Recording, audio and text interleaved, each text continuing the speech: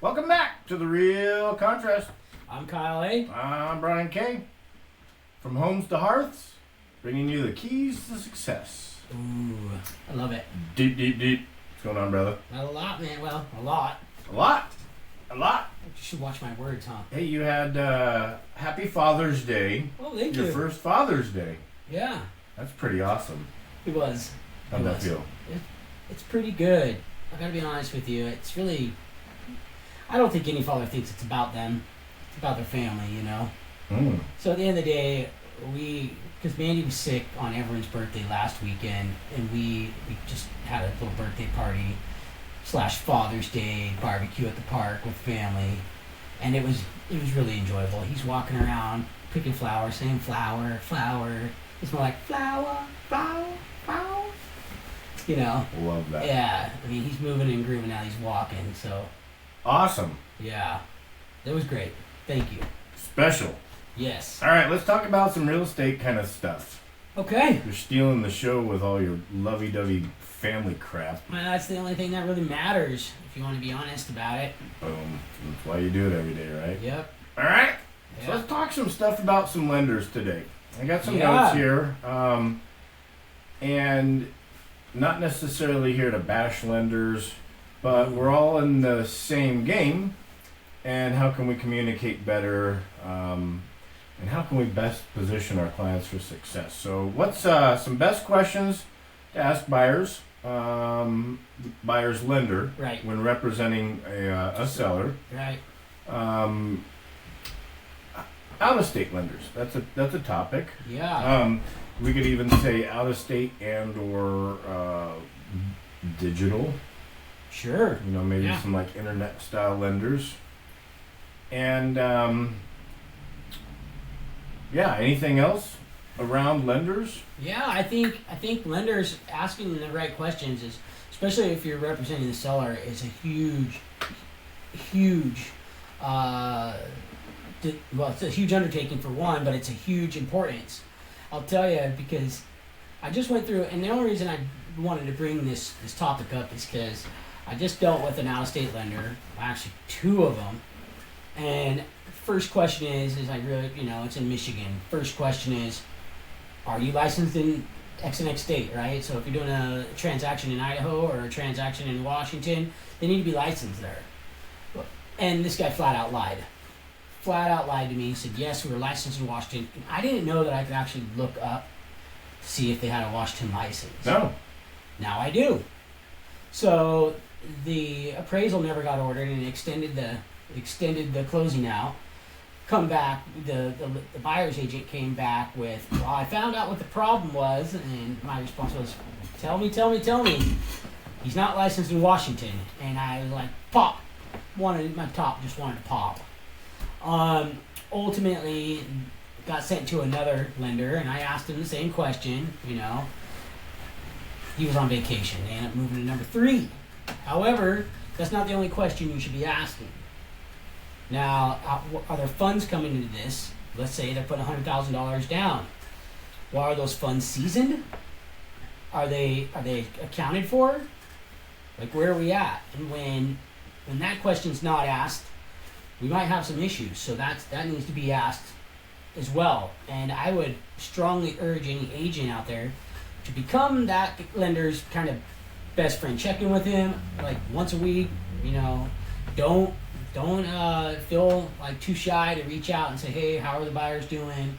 Are they on top of everything? Is everything coming along? How's underwriting going? I think that's huge.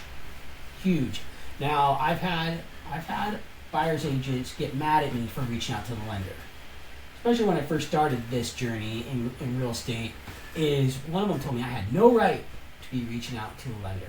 No, you have every right to be reaching out to the lender on the behalf of your seller, because it's a crucial part of this. You have an obligation. Oh, absolutely.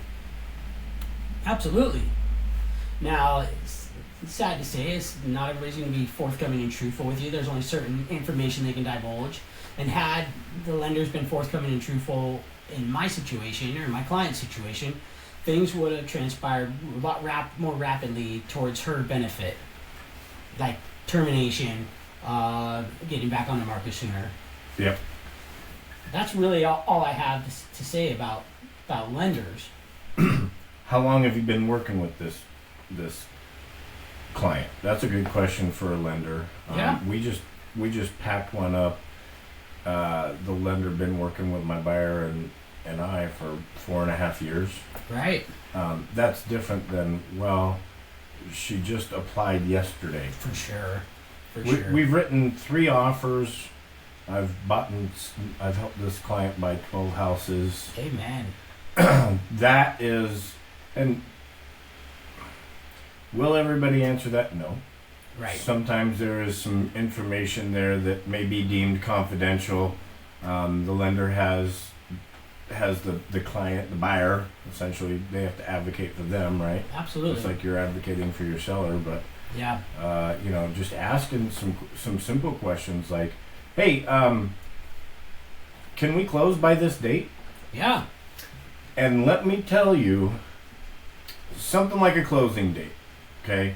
If a buyer's agent wrote an offer, submitted it with September 30th of the closing date, and you talk to a lender and you say, hey, how long do you think it'll take to close? And they're like, we could probably close it in, what's after September? October. We can close it like October 15th, maybe the end of October. Yeah. As soon as they say that, there's a massive disconnect. Yeah. And you should, there's the first of the guts. Yeah. Well, I mean, hopefully you've already said, hey, we got a 30-day close on this. I've done it. I'm guilty of writing up my offers and being like, bam, I don't see any reason why a lender can't get something closed in 30 days. Especially in this market. Now, I have had a lender come back to me and say, whoa, we need this to be out 45 days. Absolutely. And I say, and it's not laziness, it's already written. I'll write an addendum when we get closer. Yeah. And so, in the case that I'm talking about, this happened to me 2 weeks ago.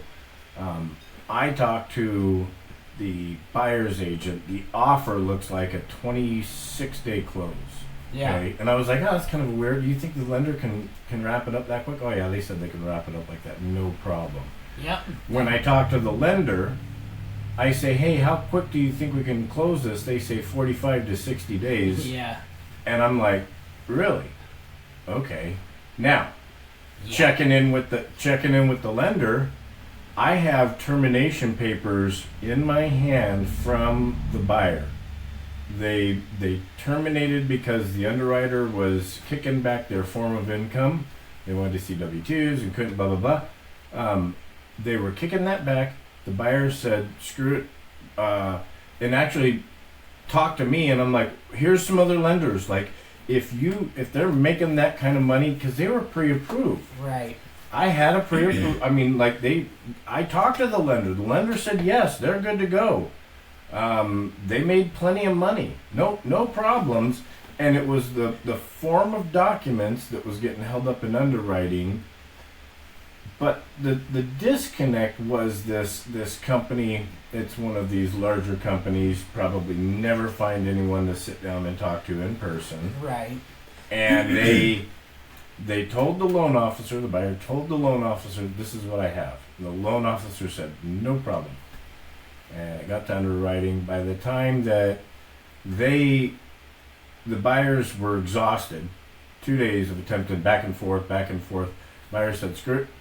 I'm terminating. I've got termination paperwork in my hand. I call the lender. Hey, I just wanted to check in. How's this going? They're like, everything's great. Go ahead and send us over those documents that we need from your seller, and which is also weird. Yeah. Go. They're telling I have termination papers in my hand, and they go, everything is great. And did they terminate anyway? Yeah, they ended up terminating. That goes to show you that, like, as much as you get told everything's great, doesn't matter. If you're representing sellers, you need to prepare them to say, look, deals fall out in underwriting. Here's what could happen. Hey, the buyers went and bought a new car, when they shouldn't have. Mm-hmm. Hey, the documents that they're submitting aren't verifiable. Hey, they haven't filled out their IRS tax plan. Hey, there's just so much that could go south.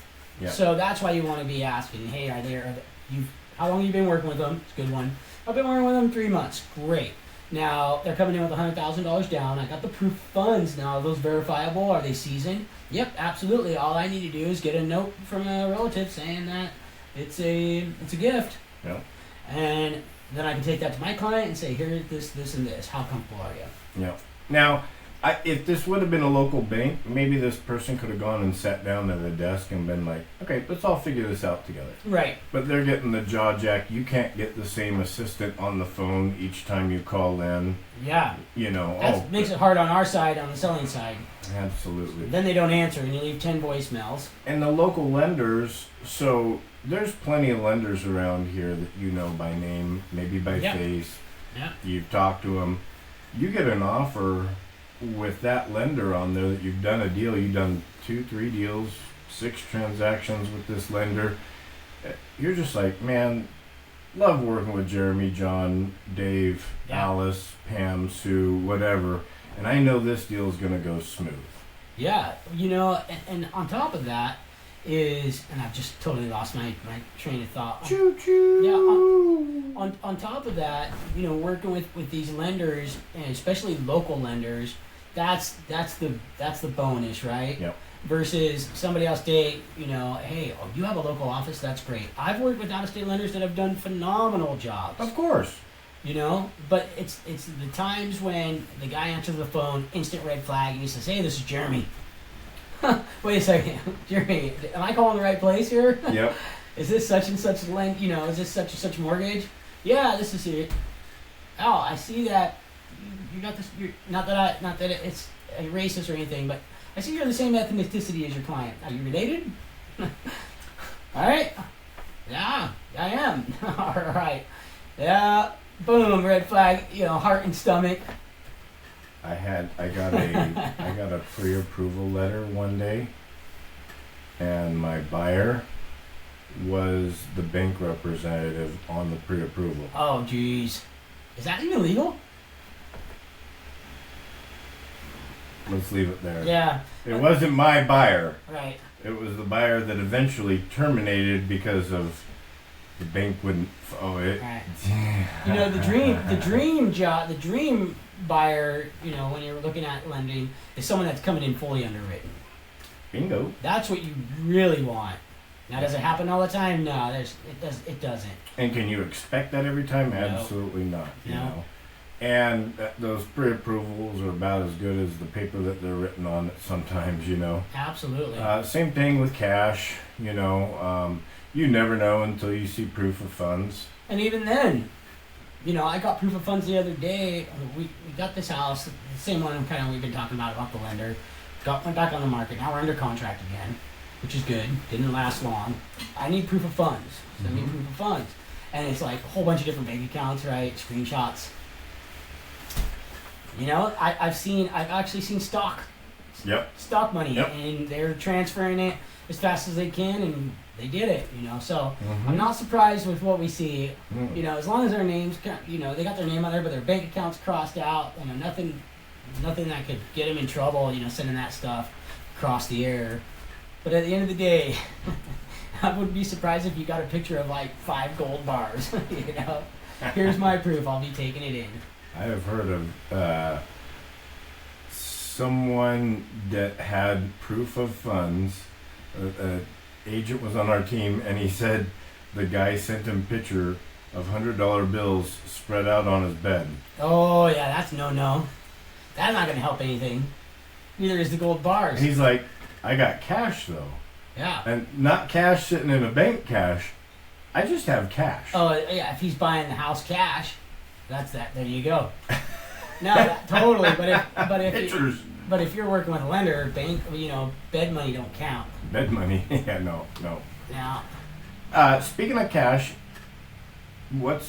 how quick do you think you can close a transaction? This one took place in Bonner, but it was a title company that was here out of Coeur d'Alene. How fast? The best I've done is 3 days. I had 46 hours. Hey, we're pretty close. It went under contract Tuesday at noon, and I went back and looked. Yeah. And probably the title company didn't get it for like another hour, between Yeah. delays and sending them blah blah blah, and went under contract last Tuesday at noon, and they called us Thursday morning and said, hey, everybody signed yesterday, we've got all the money, we're good to go, we're Yeah. good to close, you guys ready? And we're like, yeah, 10 o'clock. Well, I mean, think about it. If you don't have all these other hoops jump through, appraisal, right? No appraisal, no inspection. I mean, truthfully, if we're not waiting on lending and that, we could close almost all of them that quick. And at the end of the day, so the one that I closed in 3 days, good client of mine, I've done like 9 deals with him. He wasn't all cash. He did partial cash and partial loan, but he was fully underwritten. He just came in, delivered their money, and we signed. I had everything just rock solid. I would much rather be on the selling side of that quick transaction than the buying side, because you're analyzing that title commitment a lot more for unexpected easements or Right. things like that.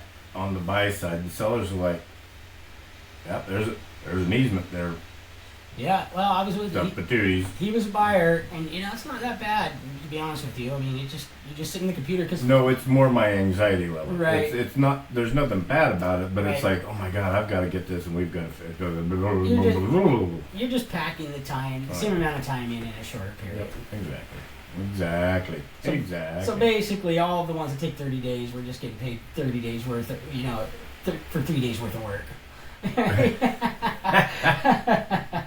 I mean, you could look at it that way. So, do you do much social media?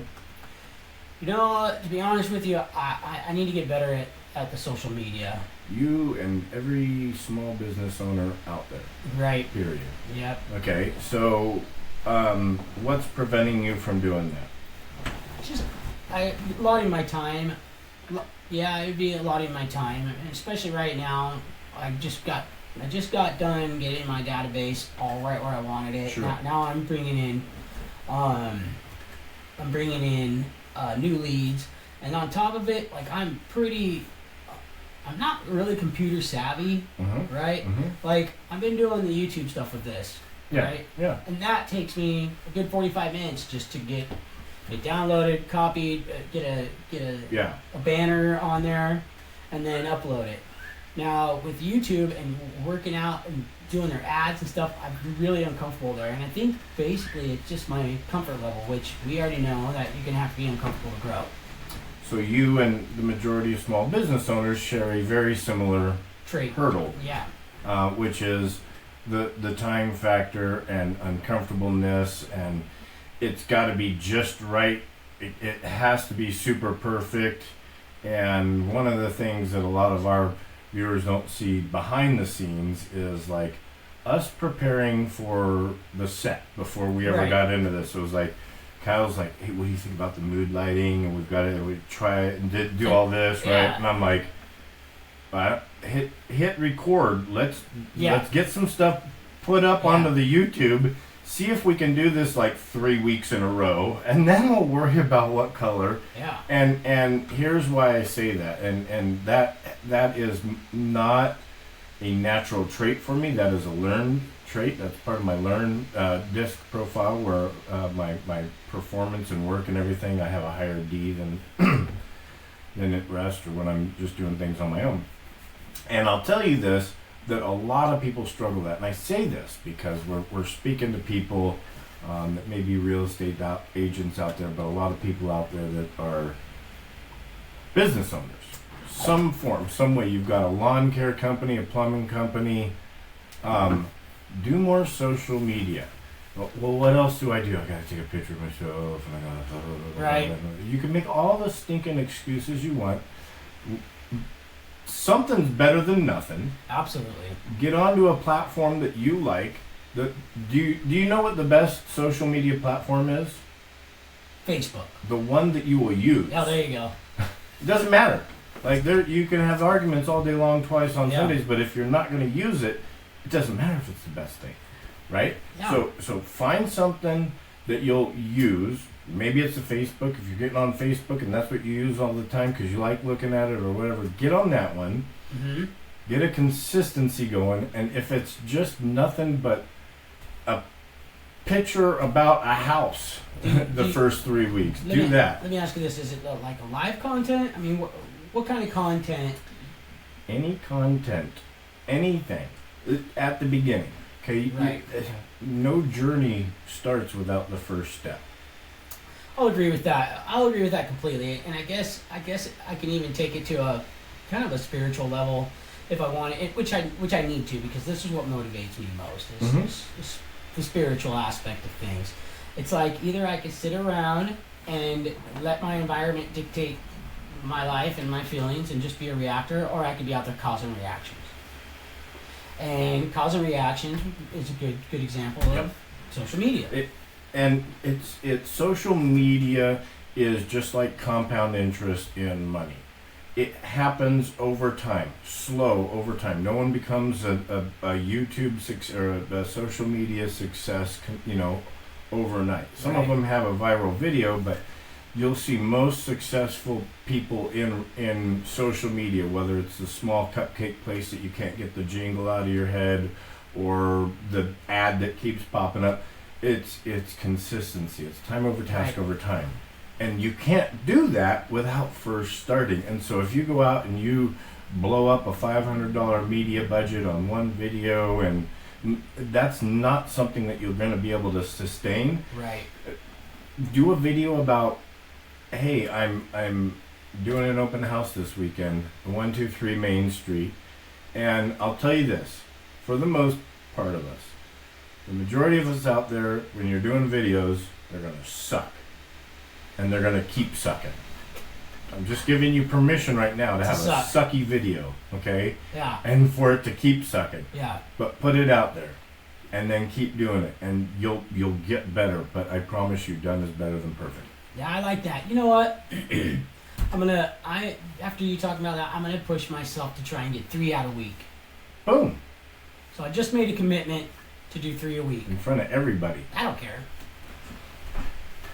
I really don't care. Man, go onto his social media. Call him out. If you don't see Kyle posting 3 times a week, call him out. Call me out. Yeah. Hey. Maybe your first post should be today, hey everybody, I've committed to post 3 times a week. Hey, you know what? Oh, you got uncomfortable legs. I'm like that. I'm always moving. And, hey, I committed to walking around the lake 3 times a week. Yeah. And I've done it for the last 3 weeks. Yeah. I've committed to going to the gym at least 3 times a week, and I've done that for the last 3 months. Power 3s. And I picked it up to 4.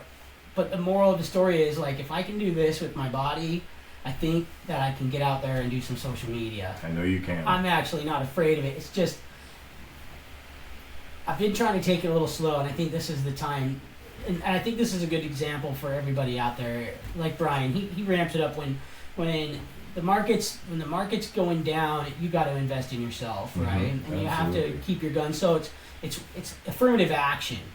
Let's face it. You look at all like really well established athletes, real high performing athletes. They're not in their emotional base of what I want to do or what I feel like doing. They're in the mindset of the right action. Do this at this time. Do this at this time. And that's the same with successful people. I'm gonna make that assumption. So when we get out of that reactive state and we get into the state of right actions, if this comes at me, what do I need to do? And so that right action is probably right along with, hey, one of my right actions is social media posts, whether I like it or not. Big comes from small done well. Absolutely. Yeah. There's another statement that's at my gym is something about change, and I want to say you don't have to. I don't know. Never mind. Changing.